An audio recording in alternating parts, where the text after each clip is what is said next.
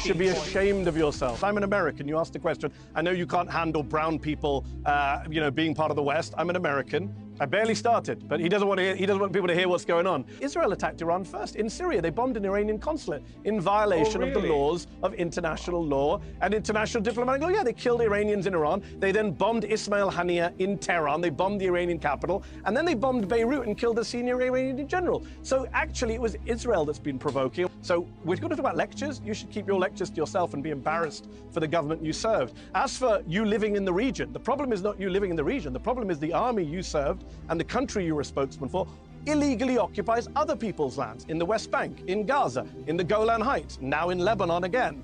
You are the country that is illegally occupying other people's lands. It's not about you living in your homes, it's about you taking other people's homes. It's about Israel now aiming to annex Gaza, according to Haaretz this week, that Netanyahu no longer has any interest in saving the hostages, as he never did, and is eyeing annexation of Gaza, to quote the Israeli newspaper Haaretz. I'm not sure how Jonathan still comes on these shows and defends that kind of barbarism and open war crimes. I'm not sure how Jonathan sleeps at night watching people burn to death thanks to the military that he served and is now being investigated both at the International Court of Justice and the International Criminal Court. That is what you stand for. You serve the IDF, the Israeli military, which, as I say, is being investigated at the ICJ, and the ICC. You serve a military that has been credibly accused by the United Nations just last week, by Israeli media, which showed videos of mass rape of Palestinian detainees. The New York Times this week reported that your military sent children, Palestinian children, as human shields into booby-trapped tunnels and buildings.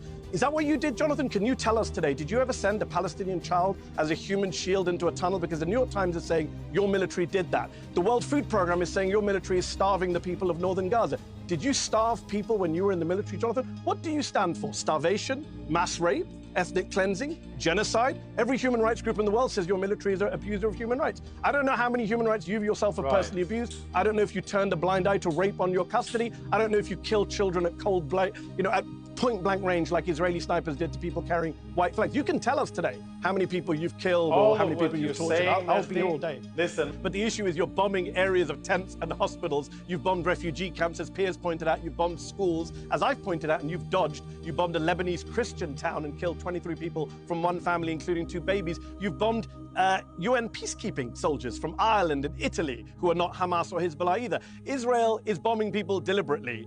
We don't need your word for that. We've seen hundreds of TikToks, including my company, Zateo, that you happily mentioned earlier, put out an entire documentary interviewing Israeli soldiers and showing the TikToks of them bragging about their violence inside of Gaza and now Lebanon. You talk about low-hanging fruit. Let's just be clear here on the facts, since people are not going to get the facts, because as you've read my book, you know there's a tactic called gish galloping, which is what you just did, which is to talk